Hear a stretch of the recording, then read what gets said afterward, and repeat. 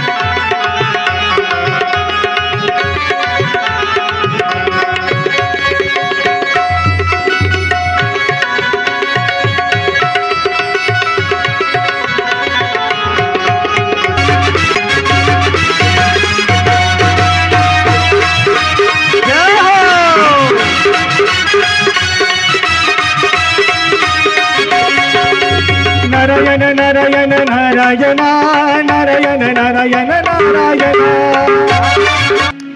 हिमशैला गृहायाम हि मुनिस्तपती नारद. देवर्षी नारदांचं हिमालयामध्ये आल्यानंतर मन रमलं आणि देवर्षी नारदांनी मन भरून भगवान परमात्म्याचं भजन केलं. आणि देवर्षी नारदांनी आपल्यासमोर प्रत्यक्ष भगवान परमात्म्याचं भजन करून दाखवलं. रात्रंदिवस ज्या देवर्षी नारदांच्या विण्यावर नारायण नारायण नारायण सोडून काहीच नव्हतं. कुठेही मन न रमणारे असणे देवर्षी नारद आज हिमालयामध्ये रमून गेले. हिमशैल गृहायामहि मुनिस्तपती नारद. मग प्रश्न निर्माण होतो, काहू देवर्षी नारदांचं मन त्रिभुवनामध्ये कुठेच लागलं नाही, मग हिमालयामध्ये आल्यानंतरच नारदांचं मन का लागलं असावं? कारण हिमालय ही भगवान सांब सदाशिवांची तपोभूमी आहे आणि भगवान शंकराच्या तपोभूमीमुळे देवर्षी नारदांचं सहज मन भगवान परमात्म्याच्या भजनामध्ये लागलं. याचेन विदितो राज्यम सममेते विशंकितः. संपूर्ण विश्वाला विसरून देवर्षी नारद भगवान परमात्म्याच्या भजनामध्ये मग्न होऊन गेले. देवर्षी नारदांची असणारी तपश्चर्या देवराज इंद्रांनी पाहिली. अरे अरे इत्युज्ञप्तो महेंद्रेण सकाम सो मधुप्रियः जगाम तत्स्थलं गर्वादुपायं स्वं चकारः. देवर्षी नारद तप करत आहे. अरे अरे काय गरज असेल देवर्षी नारदांना तप करण्याची? नारदांच्या मनामध्ये अशी तर इच्छा तर असेल ना इंद्रपद मिळवण्याची. आणि मग कामदेवाला पाठवलं. अत्रैव शंभुनाकारी सुतपस्य स्मरिणः. आणि देवर्षी नारद मुनी आपल्या तपश्चर्येमध्ये भगवंताच्या नामामध्ये मग्न होते आणि कामदेवाला आणि कामदेवाने आपला प्रादुर्भाव दाखवला.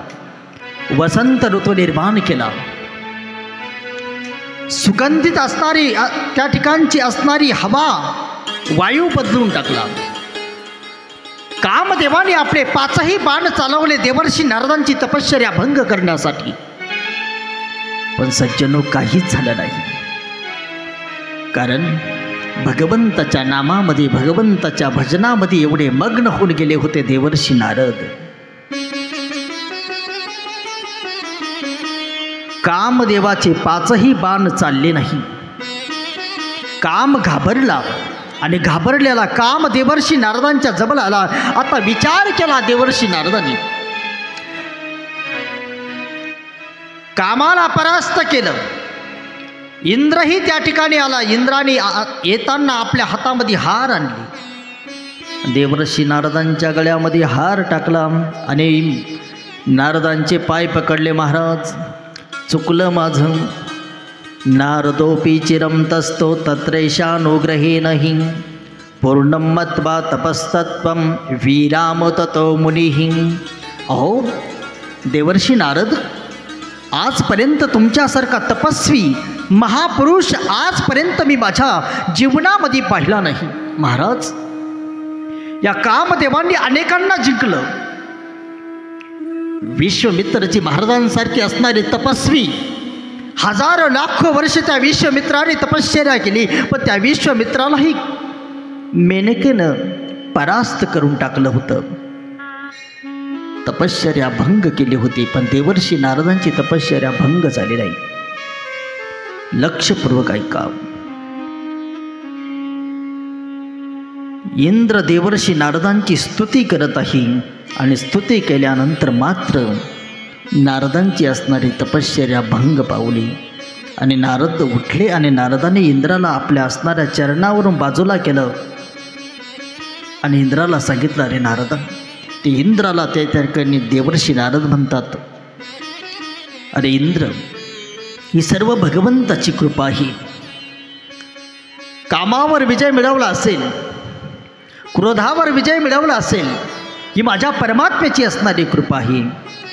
देवर्षी नारदांच्या ठिकाणी थोडासा मान तयार झाला, गुमान, ज्याला अहंकार म्हणतो.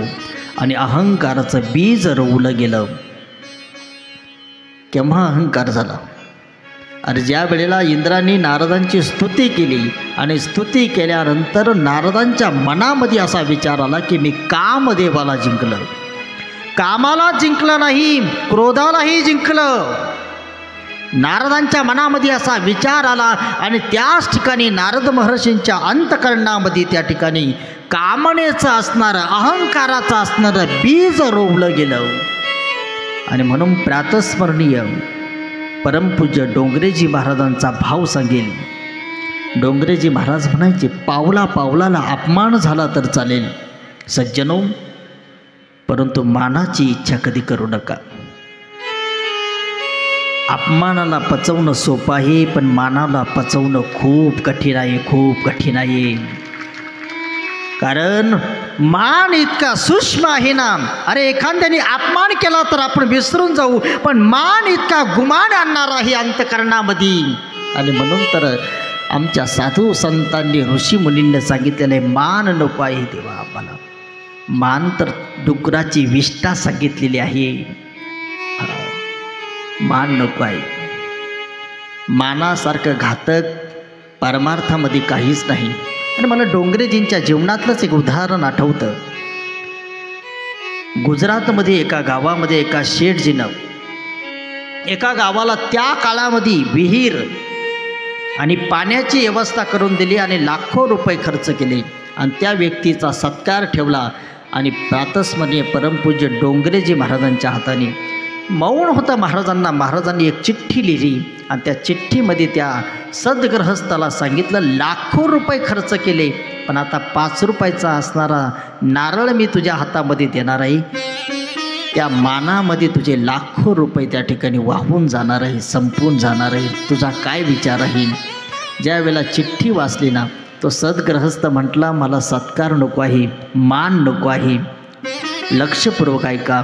परमार्थामध्ये मान जेवढा घातक आहे तेवढा काहीच घातक नाही. एक वेळेला अपमान झाला तर चालेल, पण मानाची इच्छा करू नका. मान हा अहंकार निर्माण करणारा आहे. देवर्षी नारदांच्या ठिकाणी अहंकार निर्माण झाला का? अहो स्तुती केली आणि स्तुती केल्यानंतर त्या स्तुतीतून अहंकार निर्माण झाला. आणि म्हणून तर महाराजांनी सांगितले अनेकाची स्तुती आम्हा ब्रह्महत्या. देवाची स्तुती करा किंवा भगवंताच्या भक्ताची स्तुती करा.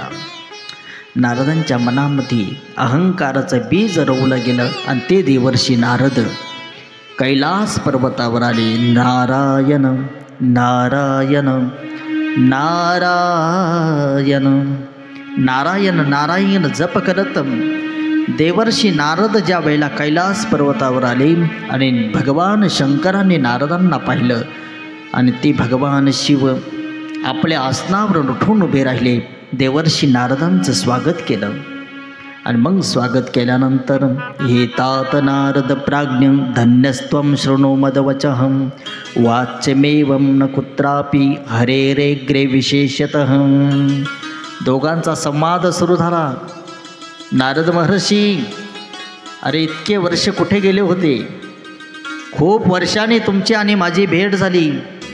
आणि मग देवर्षी नारद म्हणतात भगवान शंकराला, हो तुम्हाला माहीत नाही का, मी तपश्चर्येसाठी बसलो होतो, कामदेवाला परास्त केलं.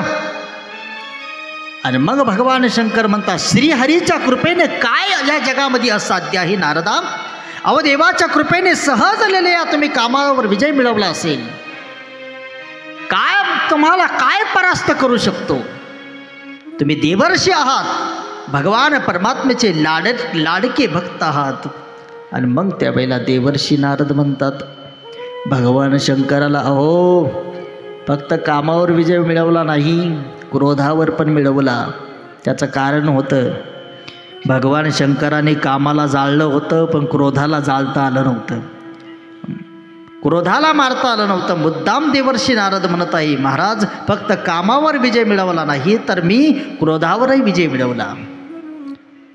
शास्ती समेस्तंच बहुशो रुद्रो सुतिकर प्रभु नारदो नो हितं मने शिवमाया विमोहितः. देवर्षी नारदांना भगवान शंकर समजावित आहे आणि भगवान भोलेनाथांच्या मनामध्ये आलं, अरे अरे अरे काय ही माझ्या भगवान परमात्म्याची माया आहे. मायेनं घेरून टाकलं देवर्षी नारदांना. विज्ञाय कारणं सर्वं निशेषेत सुतं तदा. आणि मग देवर्षी नारदांना त्या ठिकाणी भगवान शिव सांगत आहे महाराज बरोबर आहे, ठीक आहे, कामावर विजय मिळवला असेल, क्रोधावर विजय मिळवला असेल, जाऊ द्या, परंतु हा विषय वैकुंठामध्ये गेल्यानंतर भगवान परमात्म्याजवळ बोलू नका. देवर्षी नारदांच्या मनामध्ये विचार आला, या भगवान शंकराला सहन होत नाही माझी मान बडाई.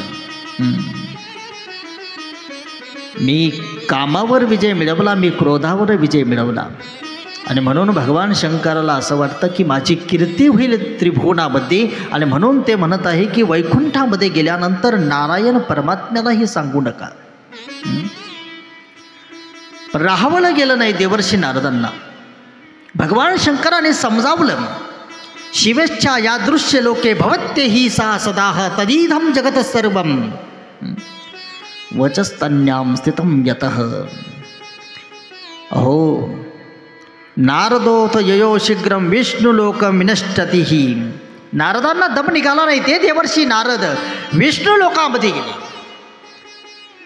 आता भगवान विष्णू लोकामध्ये गेल्यानंतर भगवान परमात्म्याने देवर्षी नारदांना पाहिलं आणि पाहिल्या भगवान परमात्मा आपल्या सिंहासनावर उठून उभे राहिले. आणि नारदाच्या मनामध्ये विचार आला, पहा आपल्या तपश्चर्याची ताकद आहे, जगाच्या बापाला सुद्धा मला पाहिल्यानंतर उठावं लागलं. परमात्मा फक्त उठलेच नाही, देवर्षी नारदांच्या समोर चालत चालत गेले. भगवान परमात्मा नारदांच्या मनामध्ये अजूनच अहंकार निर्माण झाला, जगाचा बाप माझ्या स्वागतासाठी पुढे येत आहे भगवान परमात्मा. नारदाला कुठं माहीत होतं देव भगवान परमात्मा माझ्या जवळ माझ्या समोर काय येत आहे चालत चालत. नारदाचा हात पकडला भगवान परमात्म्याने आणि हात पकडून देवर्षी नारदांचा भगवान परमात्म्याने आपल्या सिंहासनावर आणलं आणि नारदाला सिंहासनावर बसवलं. देवर्षी नारदांना तेव्हा वाटलं, आता कुठं मी तपश्चर्याचं केलेलं फल मला प्राप्त झालं. लक्षपूर्वक ऐका. भगवान परमात्मा सिंहासनावर उठवून नारदाला आणण्यासाठी का गेले त्याचं कारण होतं. नारद हे रोगी झालेले होते, रोगी, अजीर्ण. अहंकाराचा असणारा रोग नारदांना लागलेला होता. अहम ब्रह्मास्मी म्हणणारे नारद अहंकाराने ग्रासले गेलेले होते. आणि भगवान परमात्म्याने विचार केला, एखादा अशक्त माणूस असतो ना, रोगी माणूस, त्या रोग्याला कधी कधी हाताला धरून बसवावं लागतं. म्हणून जगाचा बाप उठला आणि नारदाचा हात पकडला आणि नारदाला सिंहासनावर आणून बसवलं भगवंतानी. पण नारदाच्या मनातले विचार वेगळे होते, भगवंताच्या मनातले विचार वेगळे होते. नारदाला वाटायचं की माझ्या तपश्चर्याचं फल आहे, पण भगवान परमात्म्याला माहीत होतं नाही. नारदाची अवस्था बिकट आहे. पहिल्या डॉक्टरने समजावून सांगितलं होतं, समजावलं होतं पहिल्या डॉक्टरने, भगवान सांब सदाशिवांनी समजावलं होतं. अहंकाराची पोळीच निर्माण झाली होती, छोटीशी गाठ होती. भगवान शंकरांनी औषध दिलं होतं, पण नारदांनी ती घेतलं नाही. त्याचा परिणाम असा झाला, ती छोटीशी असणारी पोळी होती ना, गाठ, ती मोठी झाली. आणि देवाने विचार केला, आता मोठी झालेली गाठ काय औषध देऊन काय बरी होणार नाही, तिचं ऑपरेशनच करावं लागेल. देवाने विचार केला. कधी कधी दवाखान्यामध्ये आपण जर गेलो आणि आपल्या शरीरावरती गाठ उमटल्यानंतर कधी कधी काही लोकांना केस तोडा होतो. आणि डॉक्टरकडे गेल्यानंतर तो छोटा जर असला तर डॉक्टर काय करतात, गोळ्या देतात.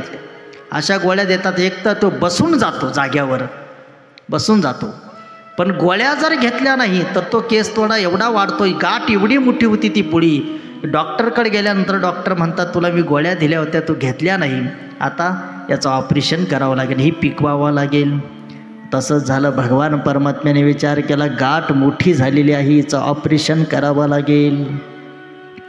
आणि मग देवर्षी नारद भगवान परमात्म्याला संपूर्ण इतिहास सांगायला लागले. संपूर्ण इतिहास सांगितला. देव देव महादेव प्रसिद्ध परमेश्वर धन्यस्तोम शिवधन्या ते माझ्या सर्व मोहिनी. भगवान परमात्म्याची असणारी मायेने मोहून गेलेले होते देवर्षी नारद. आणि मग ते देवर्षी नारद भगवान विष्णूला आपला संपूर्ण इतिहास सांगत. इतिहास सांगितल्यानंतर परमात्मा म्हणतात, हो नारदा, अरे खरंच तू कामावर विजय मिळवला, क्रोधावर विजय मिळवला, महान भगवत भक्त आहे तू. मग देवर्षी नारद देवाला म्हणतात, देवा अशीच कृपा असू द्या माझ्यावर, अशीच कृपा असू द्या. तुमचा आशीर्वाद असल्यानंतर काय अशक्य आहे. पण नारदाच्या मनामध्ये अहंकार होता. देवा तुम्ही जरी आशीर्वाद दिला असेल, पण हे काम मी माझ्या असणाऱ्या स्वइच्छेनं माझ्या शौर्याने मी केलेलं आहे, असं देवर्षी नारदांना वाटत होतं. आणि मग ते देवर्षी नारद निघाले. नारायण नारायण.